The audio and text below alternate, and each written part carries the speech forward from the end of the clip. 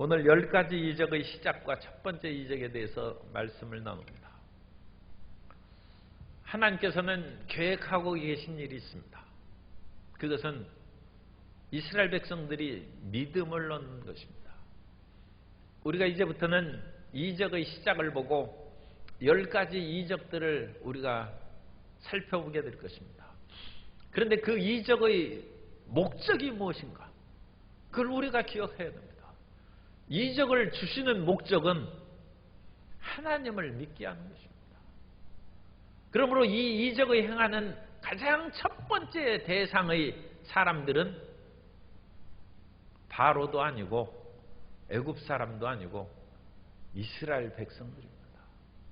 이스라엘 백성들이 믿음을 갖고 이스라엘 백성들이 믿음을 가짐으로써 말씀을 지키고 그 말씀 안에 살아감으로 그 말씀 안에서 메시아가 출현하고 그 메시아가 오심으로 온 인류가 구원받는 이 대경륜을 하나님의 대계획을 이끌어 가신 것입니다.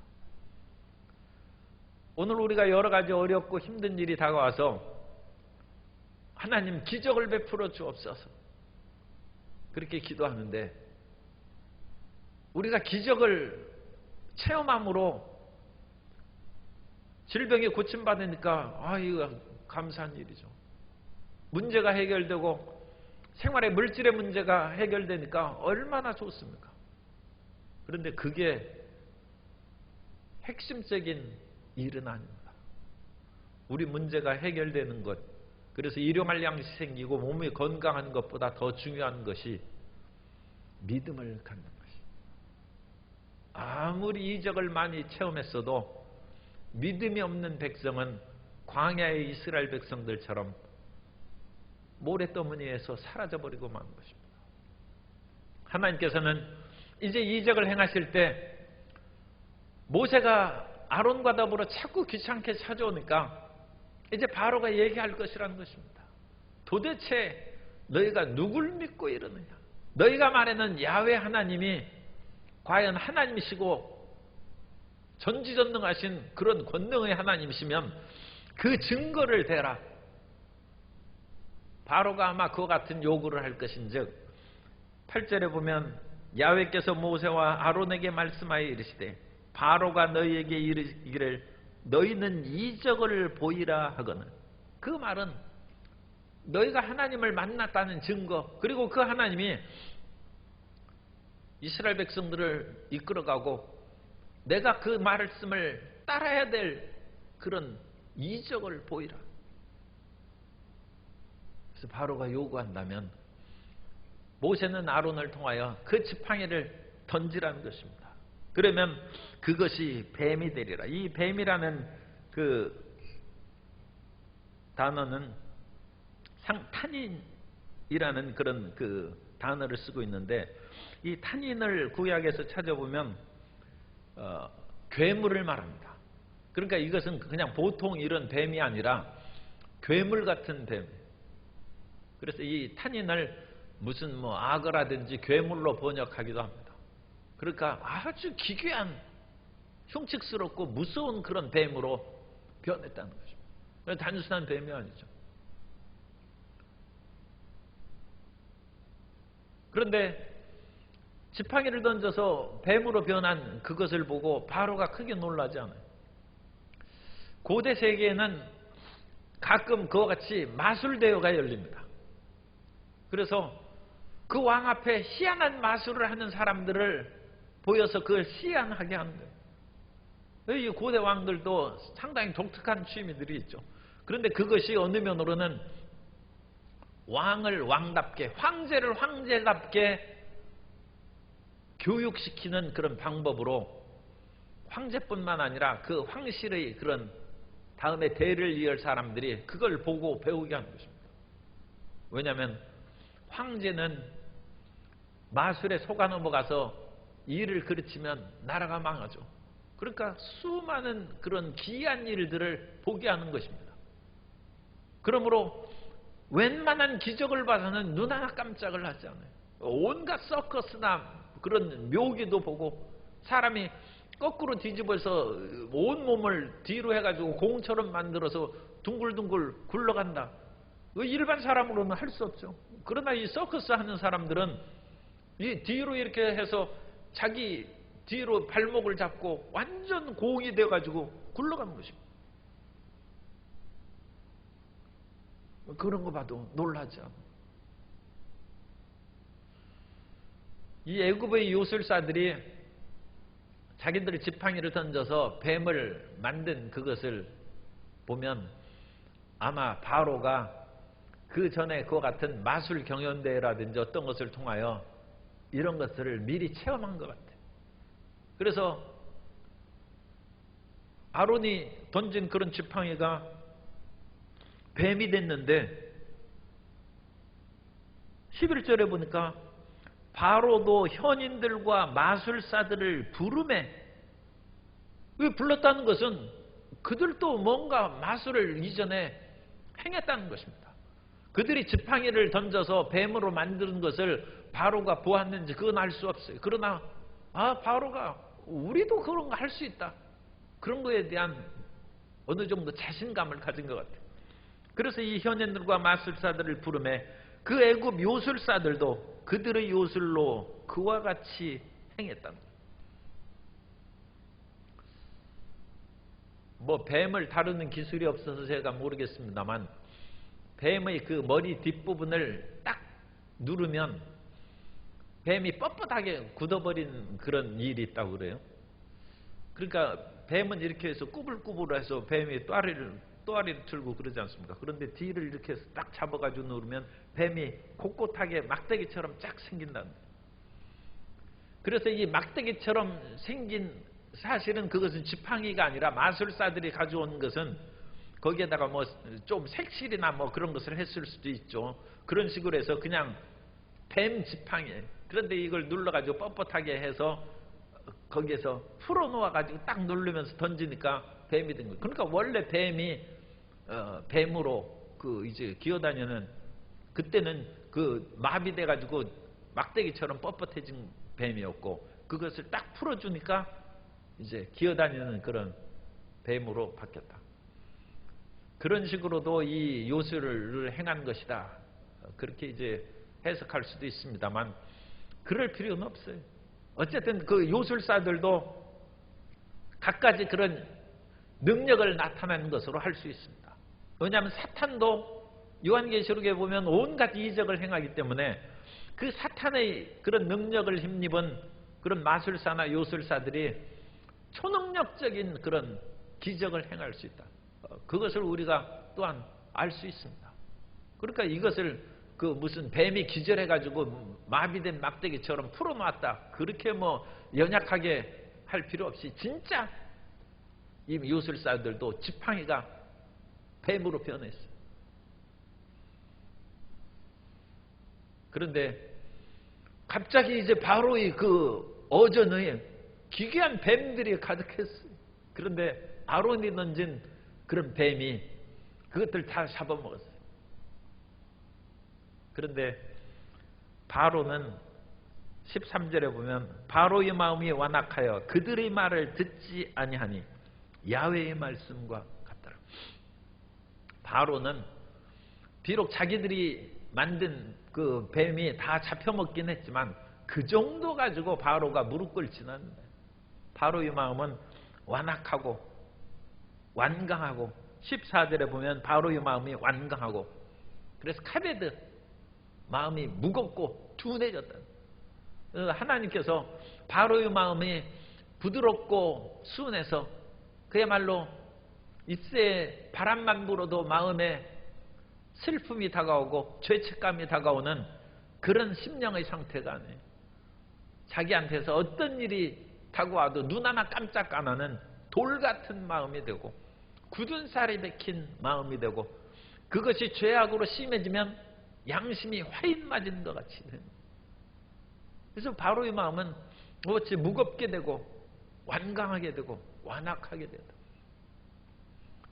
그러므로 바로를 회개시키기 위해서 하나님이 이적을 행하는 것은 아닙니다. 바로는 이 10가지 재앙 속에서 조금 마음에 후회도 하고 무엇인가 안타깝게 여기는 그런 일들이 나타납니다만 바로가 하나님을 믿었다는 얘기는 없어요. 그러니까 이 10가지 태양을 통하여 바로를 회개시켜서 믿게 하는 데 목적이 있는 것이나 그것을 통하여 이스라엘 백성들이 하나님을 경배하게 하는 것입니다. 그래서 열재앙이 끝난 후에 이스라엘 백성들이 하나님을 경배하고 믿음을, 하나님께서 오늘날 우리에게 질병에서 치료하는 기적을 베풀어 주시고 막힌 혈관을 뚫어주시고 삶의 막힌 것들을 해결하사 사업상 물질적인 문제가 해결해 주시고, 그런 것들은 우리가 기뻐하고 감사하지만 그 이면에 있는 하나님의 손길을 보고 나는 이제 살든지 죽든지 흥하든지 쇠하든지 하나님만 믿고 의지하며 살아가야 되겠다. 그 마음으로 변화되시기를 예수님으로 축원합니다. 그 믿음이 중요한 것입니다. 그리고 하나님께서는 인간의 마음이 아무리 강팍하여 하나님의 역사를 대적할지라도 하나님이 끝까지 하나님의 계획을 이루십니다. 야훼의 열심히 일을 이루시는 것입니다. 예수님께서도 오셔서 하나님의 열심히 예수님 앞에 나타나서 각색병자를 다 고치고 안식일에도 고치고 수많은 사람이 예수님을 비난해도 주님의 일을 행하는 것입니다. 그런데 룻기에 보면 이제 나오미의 며느리 룻이 보아스의 밭에 가가지고 곡식을 얻어오고, 그로 말미암아 이게 누구의 밭에 갔느냐? 보아스의 밭에 갔습니다. 보아스는 우리의 친척, 곧 우리의 고엘이다. 우리 구속자라는 것입니다. 그러므로 너에게 희망이 생겼다. 그래서 우리의 무너진 기업과 끊어진 후손을 보아스가 이어줄 것이다. 그래서 보아스를 만나게 했어요. 그리고 나서 보아스가 룻에게 얘기합니다. 이 일을 행하는 데 있어서는 나보다 가까운 친족이 있으니까 그 사람에게 물어보고 나서 그 다음에 내가 친족의 의무를 행할 것이다. 그렇게 대답하니까 룻기 3장 18절에 보면 이에 시어머니가 이르되 내 딸아 이 사건이 어떻게 될지 알기까지 앉아있으라. 그 사람이 오늘 이 일을 성취하기 전에는 쉬지 아니하리라 하니라. 보아스도 우리를 구속하시는 그리스도의 예표입니다. 그림자입니다. 그래서 보아스는 나오미의 집안 또는 룻의 이 멸망한 가문을 다시 세우고 일으키고 회복시키는 일을 위하여 쉬지 않을 것이다. 하나님은 그렇게 일하십니다. 하나님은 쉬지 않습니다. 우리 옛 동양에서는 천행건이라고 해서 하늘의 움직임은 굳건하여 강건하여 흔들림이 없고 쉬지 않는다는 것입니다. 태양이 피곤하다고 쉬는 거 봤습니까? 그러면 이 지구는 큰일이 나죠. 하나님은 쉬지 않습니다. 하나님은 오늘도 우리 가운데 역사하십니다. 우리가 비대면 예배로 각 처소에서 있지만 주님께서는 지금도 바람같이 불같이 생수같이 성도인들이 예배되는 그 자리에서 운행하시는 것입니다. 하나님은 쉬지 않고 우리에게 향하신 하나님의 뜻을 이루기 위해서 역사하시는 것입니다. 비록 코로나19의 그런 방해가 나오고 이 세상의 온갖 강팍한 일들이 바로 이 마음처럼 완강하게 하나님의 일을 거역한다 할지라도 하나님이 이루십니다. 따라서 하시겠습니다. 하나님의 열심히 일을 이루십니다. 하나님의 열심히 그 우리에게 향한 그 모든 일을 이루어 주시는 것입니다. 그래서 아론이 던진 지팡이가 비록 뱀들을 다 잡아먹고 그랬는데 바로는 마음을 돌이키지 않고 완강한 산으로 있어요. 그러자 이제 하나님께서 일을 시작하시는 것이죠. 그래서 첫 번째 이적을 시작합니다. 우리로서는 이적이라고 해석을 하고 불신앙자에게는 재앙입니다. 그래서 우리가 10가지 재앙이라고 하는데 하나님을 믿지 않는 사람에게는 그것이 재앙으로 다가온 것이고 하나님을 경외하고 믿는 사람에게는 이적이 되는 것입니다. 그러므로 우리는 성경에 나오는 그 모든 하나님의 기이한 일들이 이적이 되고 또 믿음을 갖게 하는 표적이 되어서 하나님의 기적을 체험할수록 우리는 하나님을 더 굳건히 믿고 섬기는 하나님의 자녀로 변화되어야 될 줄로 믿습니다.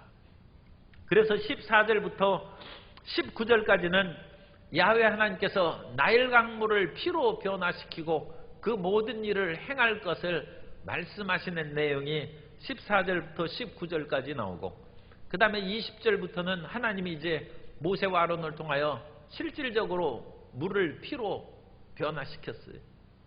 나일 강물을.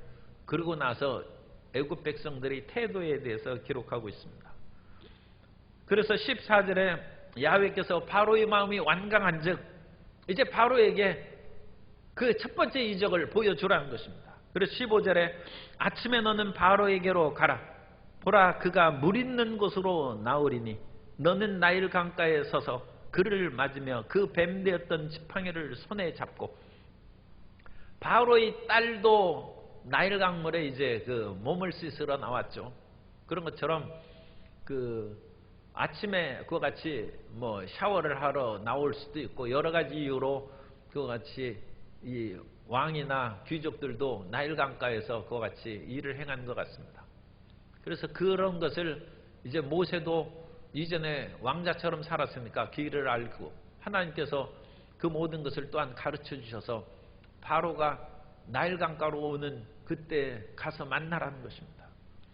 그리고 나서 그에게 히브리 사람이 하나님 야훼께서 나를 왕에게 보내고 이 백성들을 보내어서 광야에서 나를 섬기게 그렇게 하라 말씀하셨는데 당신이 이 일을 따르지 않으니까 하나님의 기적을 체험하게 될 것이다. 그러면서 그 나일 강물들을 치면 17절에 보면 야훼가 이같이 이르노니 내가 이로 말미암아 나를 야훼인 줄 알리라. 하나님의 권능을 체험함으로 하나님의 위대하심을 바로가 알게 될 것이라는 것입니다. 볼지어다 내가 내 손의 지팡이로 나일강을 치면 그것이 피로 변하고, 여기에서 내 손의 지팡이는 누구, 내 손이 누굽니까?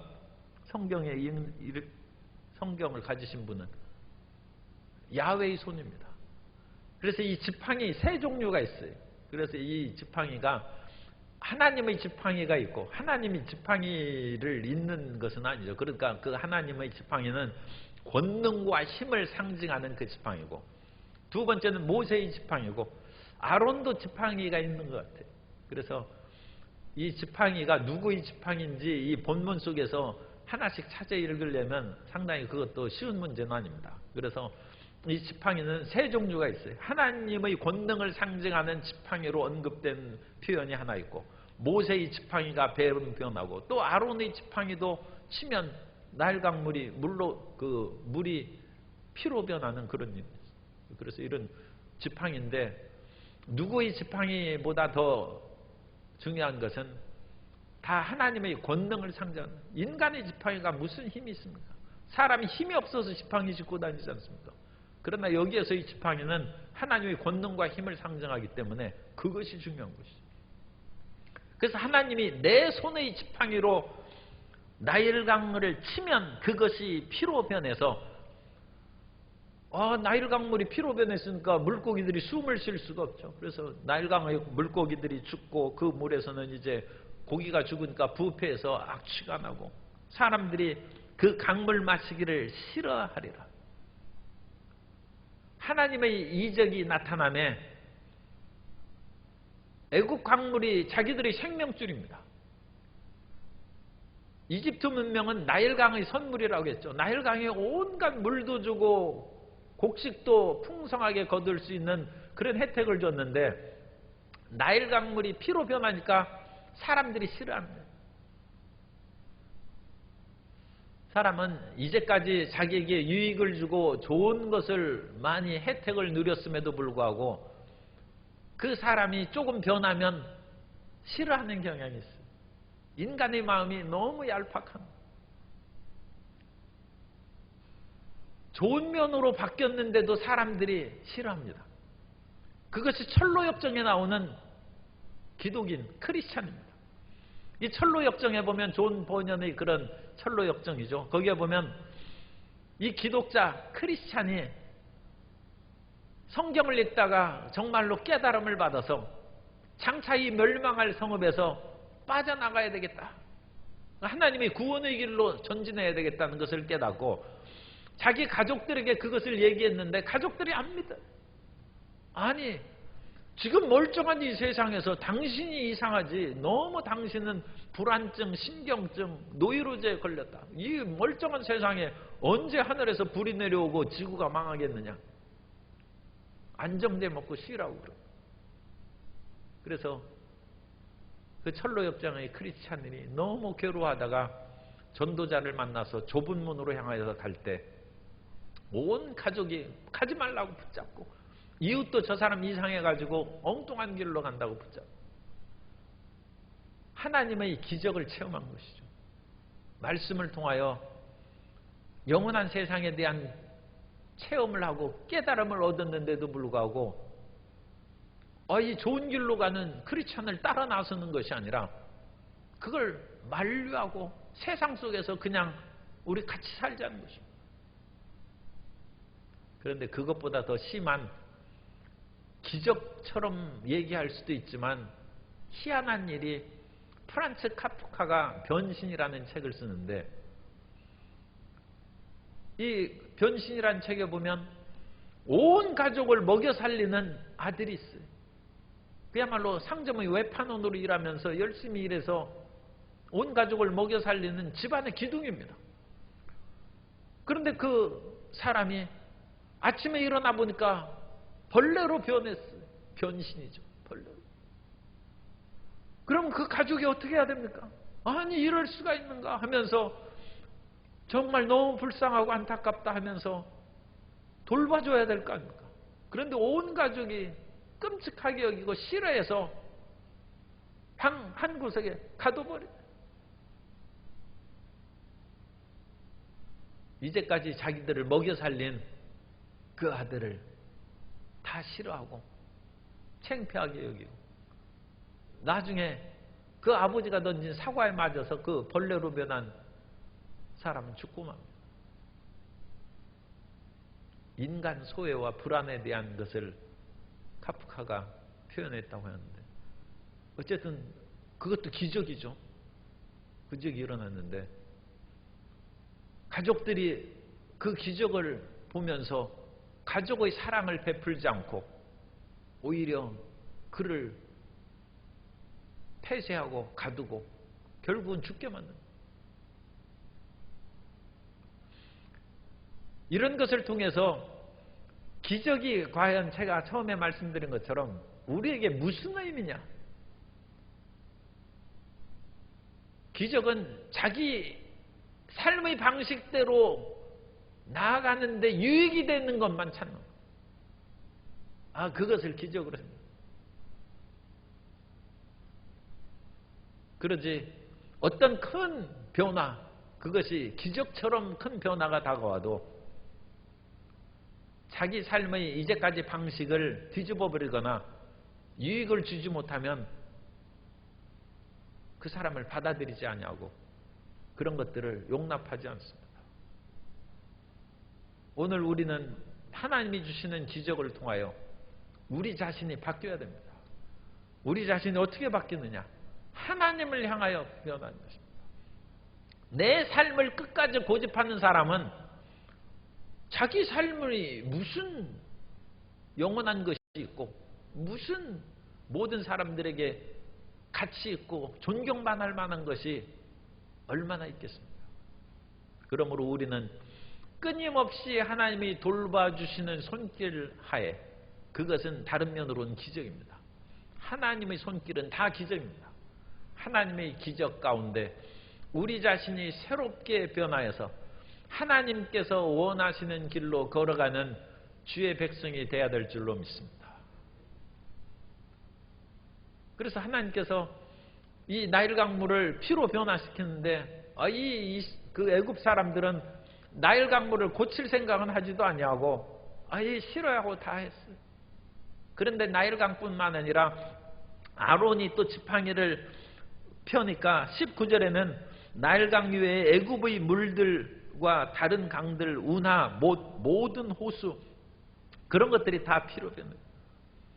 그래서 이런 것을 하나님께서 말씀하시고 19절 그래서 20절부터는 모세와 아론이 야훼께서 명령하신 대로 행하여 바로와 그의 신하들의 목전에서 지팡이를 들어 나일강을 치니 정말로 그 물이 다 피로 변했고 고기가 죽고 악취가 나서 마시지 못하며 온 땅에 피가 있습니다. 하나님의 첫 번째 이적이 나타났습니다. 그런데 이 이적을 통하여 바로나 그 신하들이 믿은 것이 아니라 또 요술사들이 나타났어요. 이 세상에서 하나님을 믿으려도 믿지 못하게 방해하는 요술사들이 항상 있다는 것을 우리가 기억해야 돼요. 아, 그런 거 나도 할 수 있어 하면서 세상으로 끌어가는 것입니다. 그래서 22절에 보면 애굽 요술사들도 자기들의 요술로 그와 같이 행함으로 바로의 마음이 완악하여 그들의 말을 듣지 아니하니 야훼의 말씀과 같더라. 그리고 23절에 바로가 돌이켜 궁으로 들어가고 그 일에 관심을 가지지도 아니하였고 모세와 아론이 헛수고한 것이죠. 바로는 관심조차 없어요. 나일강물이 피로 변해서 이 대단한 기적이 일어났는데도 바로는 믿음은커녕 관심도 없어요. 그러니까 모세가 얘기하는 이스라엘 백성들을 이끌어서 광야로 나가 하나님을 예배하라는 그 청을 들어주겠습니다.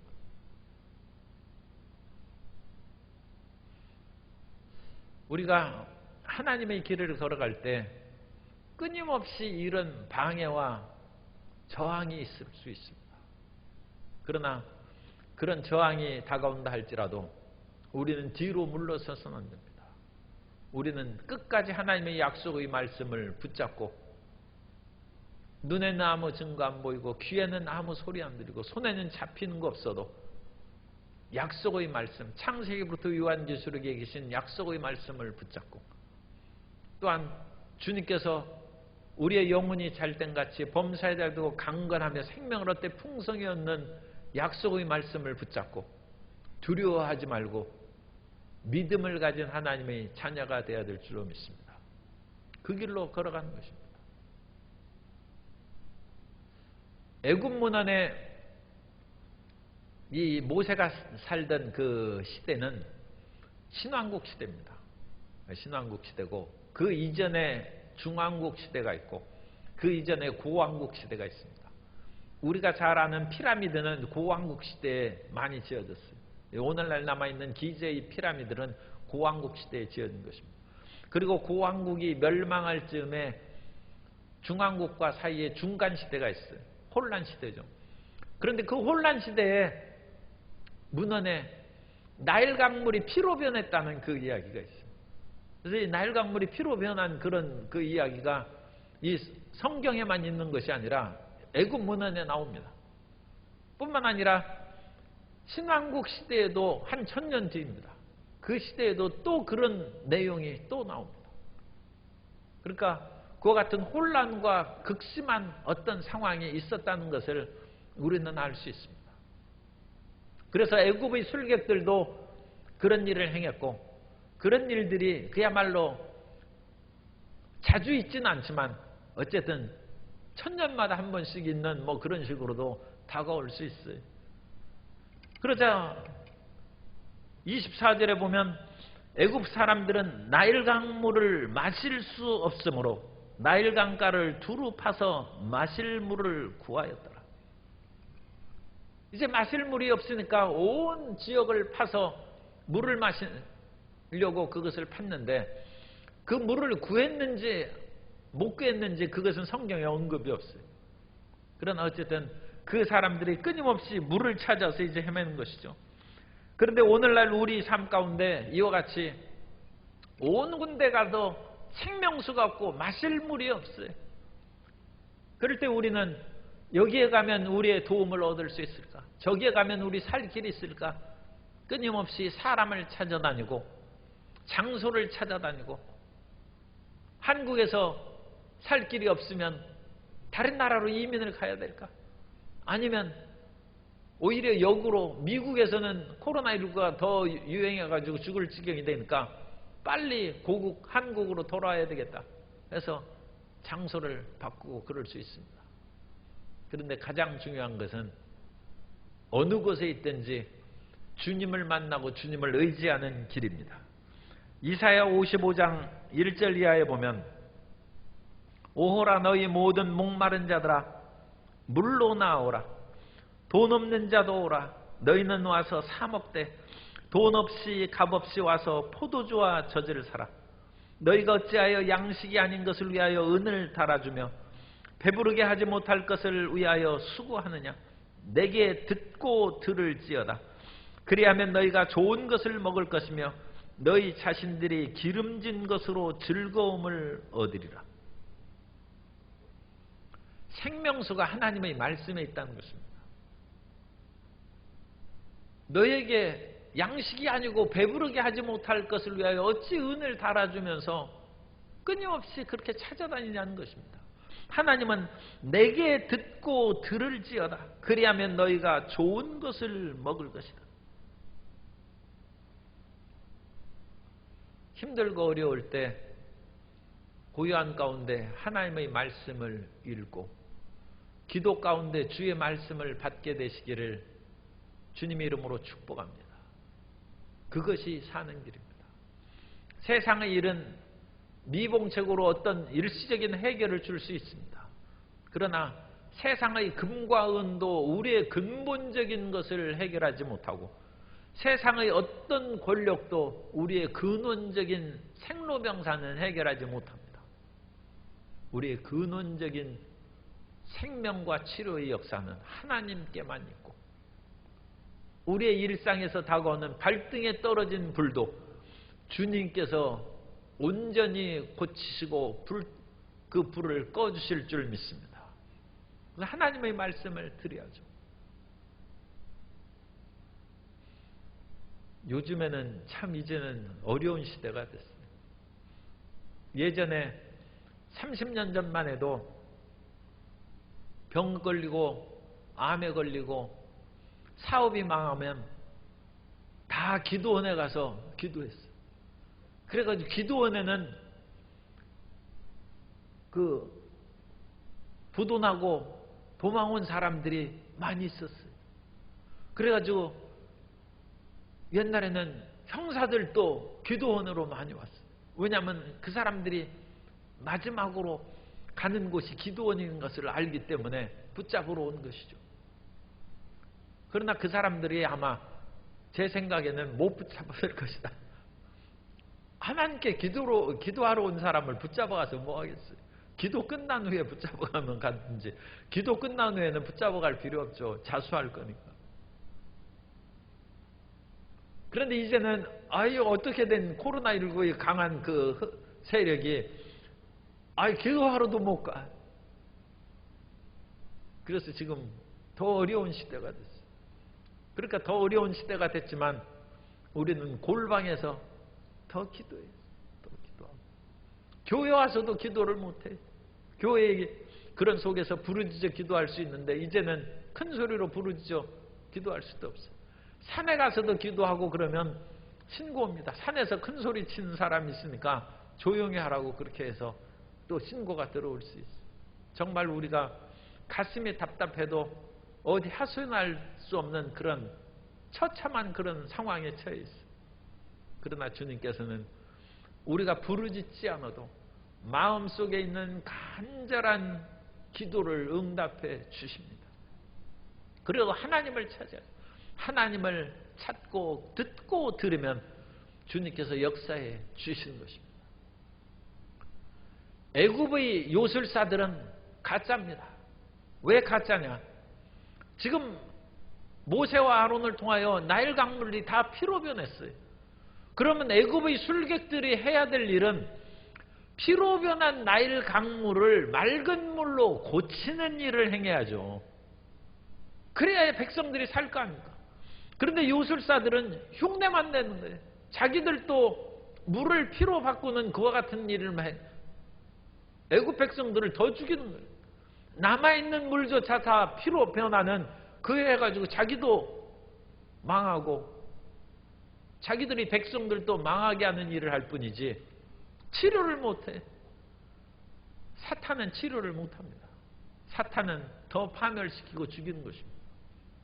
그러나 주님께서는 우리를 고치시는 하나님이십니다.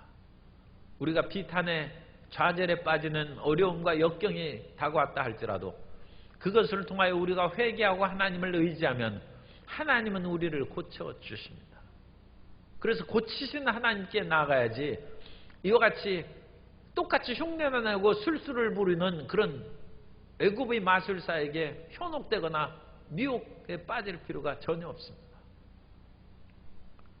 그리고 나서 첫 번째 재앙이 끝났는데 성도 여러분, 그러면 첫 번째 이적을 통하여 어떤 믿음이 생겼습니까? 지금 이스라엘 백성들이 믿음을 가졌다는 언급도 없고 바로가 믿음을 가졌다는 언급도 없고 바로의 신하들도 믿지 않았어요. 모세와 아론은 원래부터 믿었어요. 그러면 첫 번째 기적의 효과가 어디 있습니까? 아니, 이 나일강이 변하고 모든 강물이 피로 변했는데 그 하나님의 위대한 역사가 어떤 사람에게 유익을 주었습니까?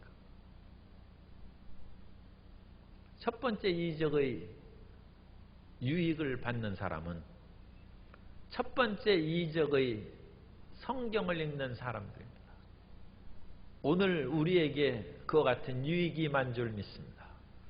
그리고 이 첫 번째 이적을 모세와 그 후손들이 그 자손들에게 그 사실을 이야기할 때 그 사실을 듣고 믿는 이스라엘 자손들이 복이 있는 것입니다. 하나님께서는 이 10가지 재앙을 통해서 사실은 이 재앙이 진행해 나아가면서 거의 비슷한 결과가 나옵니다. 사람들이 안 믿어요. 그러면 그 귀한 하나님의 이적들이 무슨 효과가 있는가?